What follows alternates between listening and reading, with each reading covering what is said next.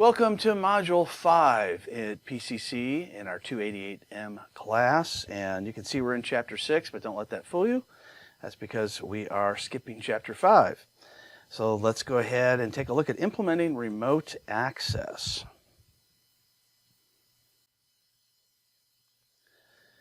Using a routing remote access server, we can use Windows to turn it into a router, which we will be doing in our course. And Windows Server 2012 supports static routing, dynamic routing, but also 2016 does as well. And we're going to configure our server as a router, select custom configuration, and then select the LAN routing option. By default, only IPv4 routing is enabled. So this is what it looks like, configuring IPv4 and IPv6. So you can see the network on the left, 192.168.0.0. and the one on the right, 192.168.1, and then you have your routing server right in the middle with routing and remote access, the role installed, and you can see that we can route traffic back and forth between each of those two networks. So a routing table lists network destinations and information on the interface, and we talked about this in the previous module where you would type the route print command and you'd be able to see all these different tables, all that different information. And these are the different columns that it has, the destination, network, gateway, etc. So this is what a routing table looks like. So you can see the destination network default gateway is 0.250, so that is the way out to the internet. Then you can also see the loopback information, the 127.0.0.0, which we talked about in the previous module. And then it talks about, it shows the two different subnets and how it's routing between the two, followed up by the broadcast network at the bottom. So after we enable routing, we can add protocols and configure static routes as well. And these static routes tell the router, which is running on the Windows server, where to send the packets for each network. So that way it knows which gateway is supposed to go for each network. And the static route has the interface, destination, mask, gateway, and the metric. And here's where you can see that information here. In the Routing and Remote Access console, under IPv4, we can right-click the general and click the new routing protocol. We can also select a dynamic protocol. And the dynamic protocol that it's supported is RIP version 2. So prior to this, you would only be able to get RIP to work on an actual router rather than on a Windows server. So this will automatically find all the different subnets in your network, and then we'll set up routing for them. Windows Server 2016 also supports IPv6 routing, unlike Server 2012. It's configured basically the same way. However, there is no RIP version 2 for IPv6. Dynamic routing is supported using the newer protocol, BGP, Border Gateway Protocol. Prior to this, most BGP types of networks were set up out on the internet rather than an internal network, but now we can actually use BGP internally. You can create IPv6 static routes in a very similar manner as you do for IPv4, and there is the route add, but you put in the -6 to show that it's a TCP/IP version 6. And there's the IPv6 static route information. BGP, Advanced Dynamic Routing, can be used to route between remote networks. It's far more complex than RIP version 2, and BGP can be configured on a computer running routing and remote access, which we will be installing RRAS in one of our labs here. And if you want to see the list of remote access PowerShell commands, then you can type the get command -module remote access. Network translation, we touched a little bit on this in a previous module. That's where you're hiding basically your internal IP address from the rest of the world. Port address translation is a little different. It allows lots of different workstations to access the internet with a single public internet address. It uses source TCP or UDP port numbers in addition to the IP addresses. So instead of just using the IP address hiding like NAT does, it uses the ports. So remember we talked about in previous modules, we talked about TCP and UDP having these 65,000 ports or doorways in and out. So port address translation uses these ports rather than using just the IP address.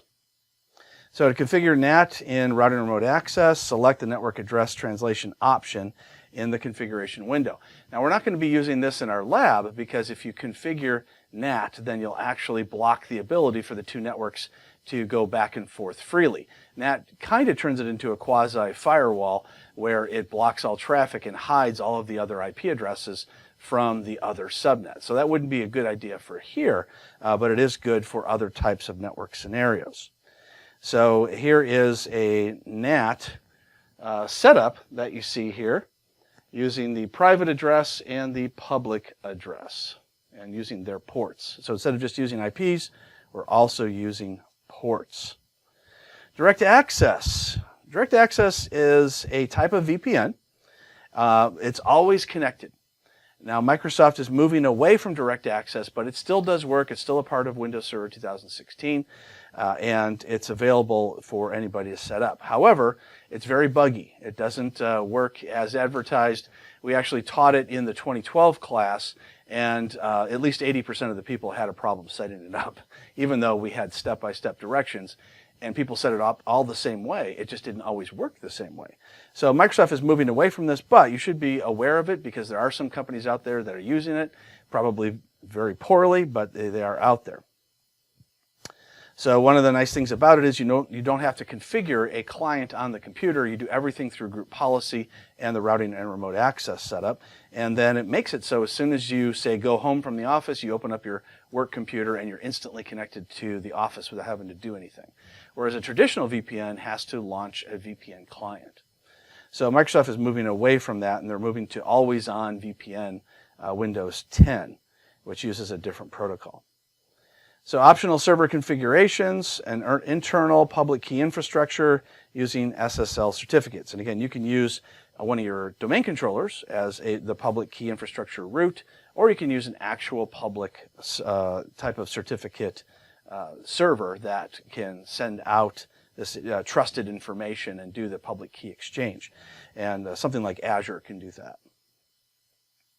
DirectAccess, as I mentioned earlier, doesn't require any kind of special software. You have to be running at least Windows 7 Enterprise or higher, Windows Server 2008. The client must also be a member of the domain, and it does use IPv6, which is very interesting. It's the first VPN that Microsoft offered where it does use IP version 6, and then it converts it to IPv4 when necessary.